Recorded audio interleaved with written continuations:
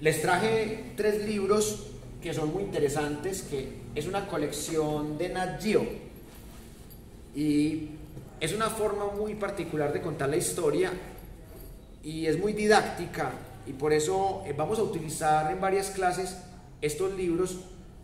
Yo soy muy crítico de Nat Geo, sin embargo considero que este trabajo editorial tiene muchas cosas positivas, y básicamente esos son los 3 libros que vamos a trabajar hoy para que hagamos algo más práctico y así vayamos redondeando un poco esta clase, porque esa es la idea, que en este rato que nos queda podamos trabajar derecho hasta las 11 con esos 3 libros, porque son muy interesantes. Vamos a hacer un análisis hermenéutico de esos 3 libros y con eso ya podemos ir redondeando la clase de hoy. Primero, estos libros vienen numerados. Por ejemplo, este es el número 1, este el 2 y este el 3.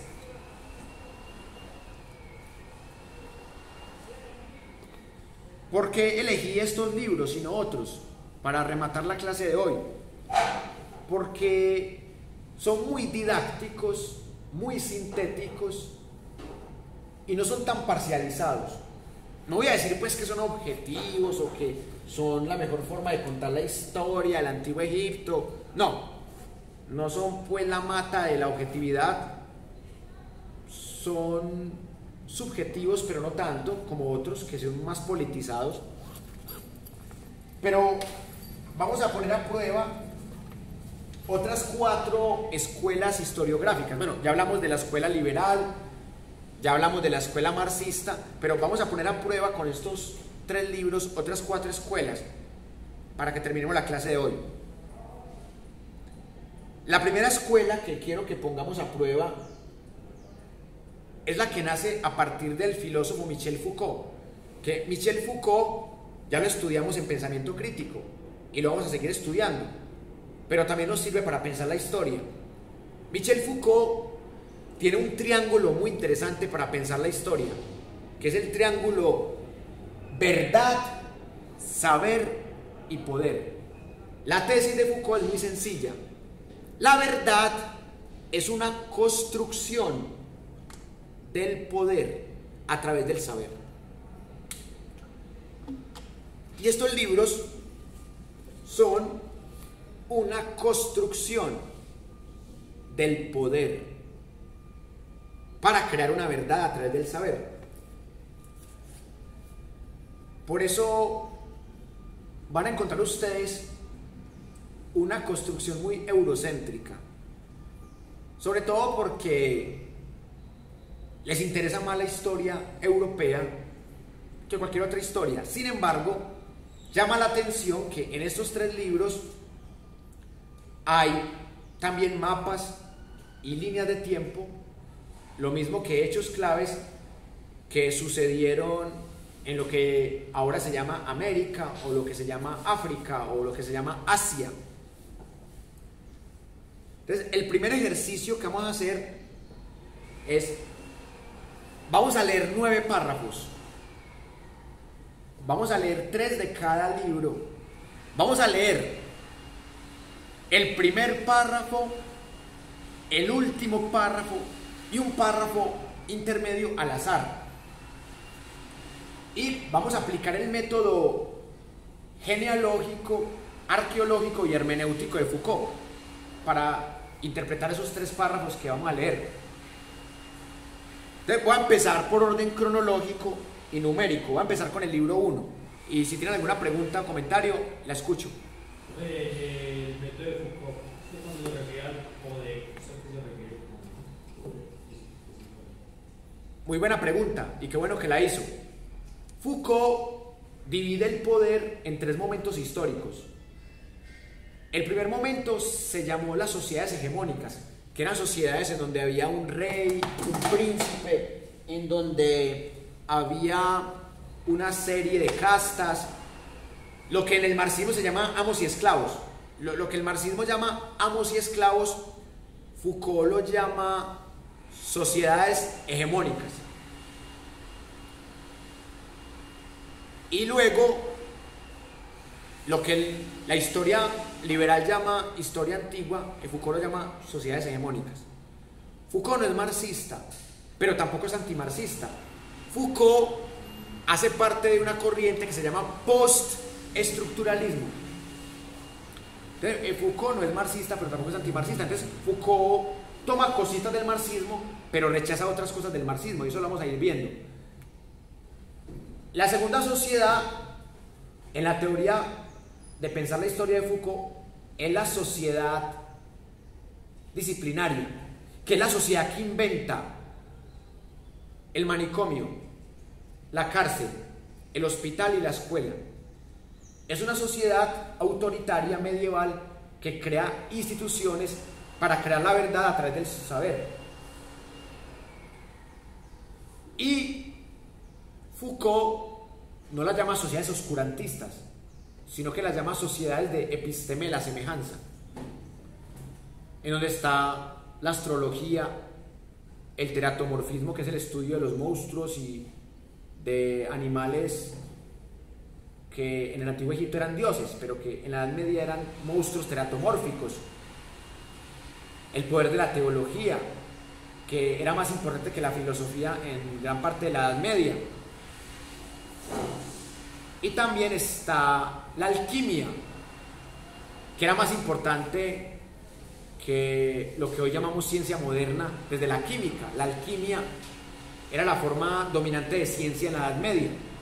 Entonces Foucault nos habla de una sociedad disciplinaria que se rige por la episteme de la semejanza y que inventa unas instituciones para vigilar y castigar, y que crea un panóptico que luego Orwell lo retoma en la obra 1984, que esa la vamos a analizar también más adelante, y que también sirve para el curso de pensamiento crítico. Entonces, la tercera sociedad en la forma de pensar la historia de Foucault es la sociedad de control, que es la que estamos en este momento, que es una sociedad hipertecnológica que vamos a estudiarla con rigor en el curso de pensamiento crítico y nuevas tecnologías. Es una sociedad en donde te hacen creer que eres libre, pero realmente no lo eres. Realmente no eres libre, sino que esa sociedad te hace creer que tú eres libre, te hace creer que tú tomas decisiones, cuando es un sistema el que toma decisiones por ti. La sociedad de control es lo que en la historia tradicional se llama la sociedad moderna y posmoderna, y que en la teoría marxista se llama la sociedad del capital, de inicialmente burgueses contra asalariados y finalmente globalizadores contra antiglobalizadores. Así que el poder lo define Foucault también en el triángulo. Son puros triángulos. Mire, verdad, saber y poder. Sociedad hegemónica, sociedad disciplinaria, sociedad de control.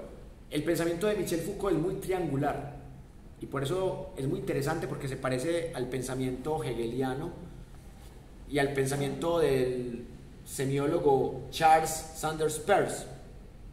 Bien, entonces vamos a leer 9 párrafos que sean más o menos entre 10 y 12 líneas, que no sean párrafos muy largos, para poderlos analizar bien. Vamos a leer 9 párrafos, 3 de cada libro, y a partir de allí vamos a aplicar la teoría de Foucault, la que acabamos de explicar. Entonces, vamos a empezar con el libro 1. Ya saben que si tienen alguna pregunta, pues no duden en alzar la mano.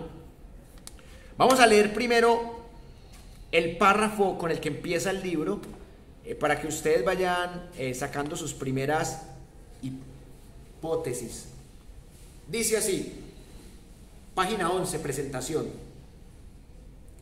Los especialistas dividen la historia del Egipto faraónico en diversos periodos caracterizados por la existencia o no de un poder político centralizado a todo lo largo del Valle del Nilo, desde las costas del delta hasta la isla de Elefantina en Asuán.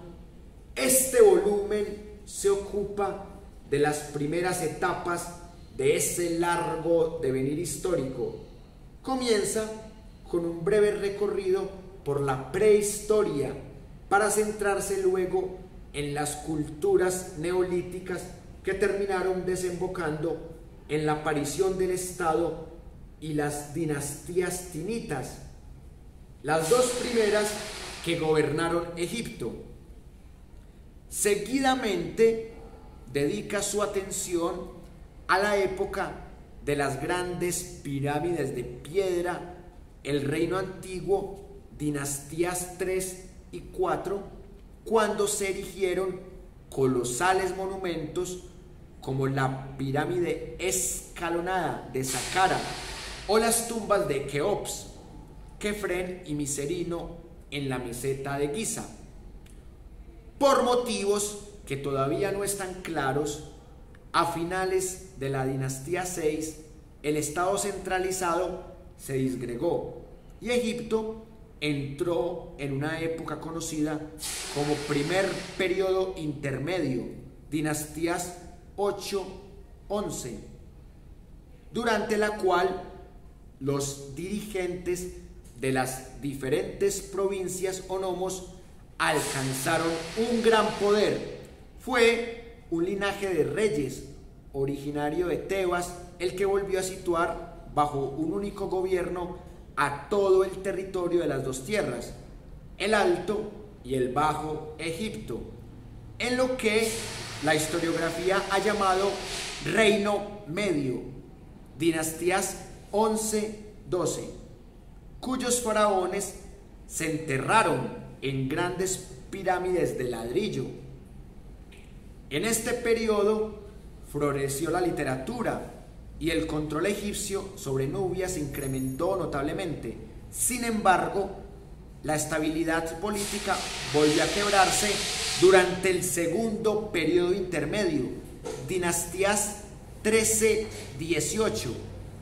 etapa en la cual los asiáticos que durante años se habían ido asentando en el delta terminaron por dominar la mitad del valle del Nilo con estos reyes Ixos y sus enfrentamientos con los príncipes tebanos.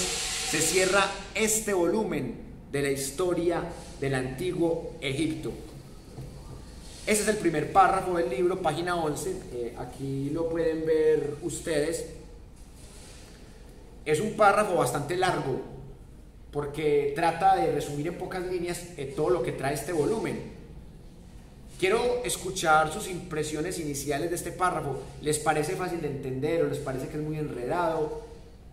¿Les parece didáctico o no les parece didáctico? ¿Qué conceptos les parece interesante reflexionar o qué conceptos quieren conocer de este párrafo?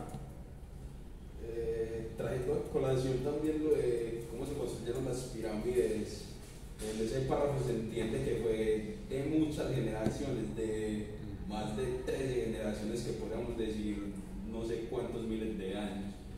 Entonces, sí, lo que entender de ese párrafo fue que había muchas dinastías y que todos se pasaban el poder entre sangre y sangre. Y también se puede decir que los que más disfrutaron como de este imperio egipcio, por decirlo así, estas dinastías, fueron como los últimos, los que menos disfrutaron, los que más se caracterizaban por la esclavitud y por otras cosas, eran como los primeros, los precursores. Excelente reflexión, compañero. Este libro trata de responder una pregunta, y ahí está el código hermenéutico, como lo podríamos llamar. La pregunta es: ¿cómo se construyeron los primeros estados en el antiguo Egipto? ¿Por qué nace la figura del faraón? ¿Quiénes son los primeros faraones y cómo gobernaron? ¿Cómo se desarrolló esa transición entre las sociedades nómadas y las sociedades sedentarias? Básicamente es eso. Y lo más importante, ¿qué es lo que no se dice? Porque recuerden que Foucault nos enseña algo muy importante. Lo más importante en la historia no es lo que se dice, sino lo que no se dice. ¿Qué intereses políticos hay aquí para decir esto y no decir otra cosa? O sea que el método Foucaultiano, que es la tercera escuela de la que estamos hablando hoy, es muy interesante. Y por eso quiero leerles el último párrafo del libro, que es la contraportada, que ese sí es más cortico. Vamos a ver qué tal les parece. Dice: la civilización del Nilo se reveló ya en toda su originalidad durante la formación del Estado faraónico. La unificación del país, de las dos tierras, el Alto y el Bajo Egipto, fue un accidentado proceso en el que el esplendor alcanzado por los primeros faraones del Reino Antiguo y el Reino Medio se vio interrumpido por periodos de disgregación y de invasiones extranjeras. A esta época fascinante, que cubre cerca de 2000 años de historia y cuyos faraones levantaron las impresionantes pirámides del Antiguo Egipto, está dedicado este volumen. Aquí está más sintético, con menos tecnicismos, más cortico. ¿Cuál les gustó más? ¿El primer párrafo del libro o el último? ¿Por qué? Sí. El primero porque nos cuenta una parte y en especial nos deja como inquietos porque dejan ver de que en algún momento de la historia el Alto y el Bajo Egipto como que se separaron y como que hubo un faraón como que volvió a reestructurar toda esta zona, y en ese último nos deja claro como que este imperio egipcio nació gracias al Nilo, que daba vida, que ahí pues, se asentó una población, y por curiosidad después empezaron los faraones pues, ahí a gobernar pues toda esta civilización, a concentrar el poder. Y hablan también de las grandes hazañas que lograron con su arquitectura, y también en el primero hubo una época muy cultural donde se desarrolló la literatura egipcia. Entonces por eso considero que ambos párrafos son interesantes. Exacto, eso se llama el código hermenéutico, no solamente en la teoría de Foucault, sino en otras teorías de deconstrucción. Un libro tiene mínimo 3 códigos hermenéuticos. El primero es el título, el segundo es la contraportada, el tercero es la tabla de contenido o el índice. Y puede haber otro código hermenéutico que lo puede encontrar uno en los mapas, en las palabras claves, en las líneas de tiempo. O sea que ahí vamos a ver todos los códigos hermenéuticos que tienen estos libros. Ya leímos el primer párrafo, ya leímos el último. Vamos a terminar este bloque y este libro jugando un poquito al azar. Yo sé que algunos creen en el azar, otros no, pero Guillermo, usted que fue el último que habló, dígame un número entre el 13 y el 143. 33. El número de Cristo, interesante. Vamos a leer un párrafo de la página 33, un párrafo que se titula La pirámide y su simbología. Dice así: el significado simbólico de la pirámide escalonada se ha explicado como el de una escalera destinada a permitir el ascenso del rey difunto al cielo, como se mencionará posteriormente en los textos de las pirámides. Además, el determinativo, un signo que en la lengua egipcia se escribe pero no se lee, detrás de las palabras para indicar cuál es el campo semántico de estas, que se utiliza para designar ascensión, es precisamente el perfil de una pirámide escalonada. Tampoco conviene olvidar que la pirámide es asimismo una representación de la colina primigenia donde, según la cosmogonía egipcia, el dios Atum creó el mundo y también constituía el magnífico punto de despegue hacia el firmamento. La morada inmortal del faraón deificado. Igualmente, es importante tener en cuenta que en una época en la que el acero y el hormigón eran materiales desconocidos, la única forma de poder construir en altura consistía en ir disminuyendo la superficie de la planta conforme se ascendía. ¿Qué opina Guillermo, que fue el que eligió esto, y también los demás compañeros, de la pirámide y su simbología, lo que dicen aquí, por ejemplo, del rey difunto y la ascensión al cielo. Miren ustedes que mucha gente cree que el tema de Dios, el cielo, que se copia aparentemente de Zeus, el que cuida el cielo, es Zeus, Teus, Deus, Dios, o sea que Zeus es la forma primigenia lingüística del Dios cristiano, pero aquí también se ve en esta cosmogonía, en esta simbología de la pirámide, que el faraón asciende al cielo y la pirámide simboliza eso. O sea, miren que las culturas se copian los arquetipos, como lo mostramos en el curso de pensamiento crítico cuando hablamos de Michel Onfray. Entonces, ¿qué opinan ustedes de este párrafo que elegimos por azar? Profe, pues realmente digo que, pues, que la pirámide ahí, pues, construida como escalonado más como por temas de ingeniería, ¿no? Pues, no como así como por la simbología, como de que así de ascenso y nada, sino más bien por ingeniería. Pues, cierto, entonces como que tratan de hacer una estructura estable y grande, me imagino que es ya por, pues no sé por qué motivo o qué, pero digo que han sido más bien pues por ese significado todavía, sino por ingeniería. No, sí, es que yo estaba hablando de la pirámide en general. Exacto, lo que vos decís es cierto. La pirámide escalonada, allá hablan de eso, pero también yo quería resaltar la primera parte, que es la parte simbólica, que es el ascenso al cielo del faraón.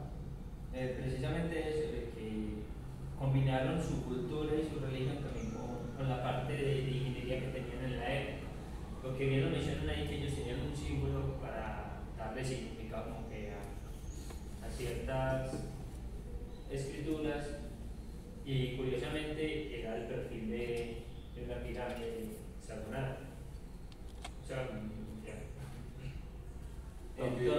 entonces, y fíjate que lo hacían de manera escalonada y grandes, pues majestuosas, era con el fin de alcanzar el cielo, o sea, como de que el faraón, en este caso que era la representación de Dios en la tierra, lograra ascender a su destino final. Pues yo lo veo de esa manera.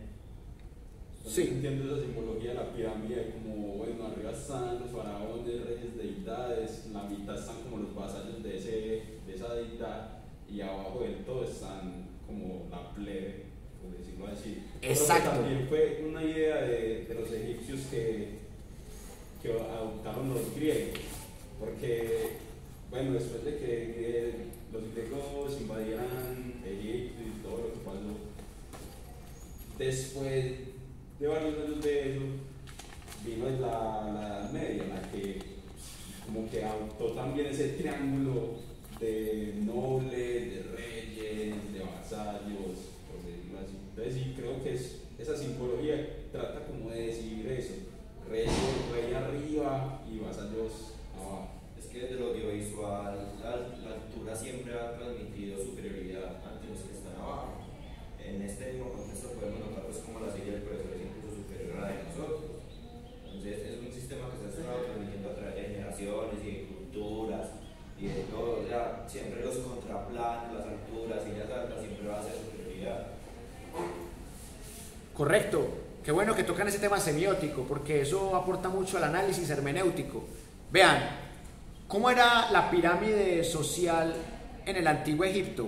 En la parte más baja de la sociedad estaban los esclavos, esos que no tenían derecho a nada, esos que trabajaban horas y horas con poco descanso para construir las pirámides.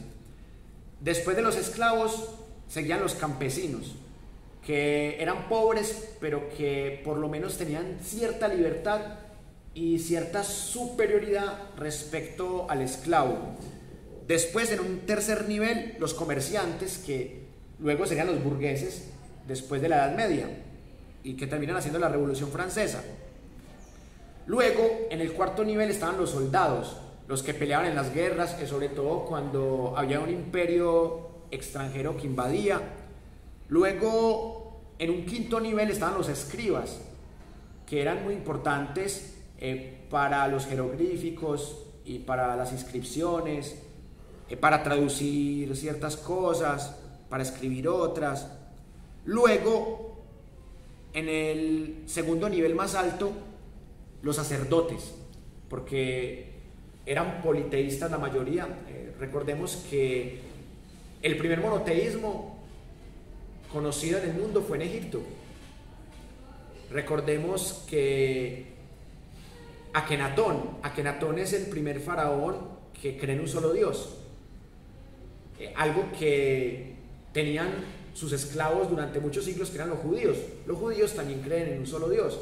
Entonces miren que casi todos los faraones y casi todas las dinastías creían en varios dioses, y también dependen las ciudades.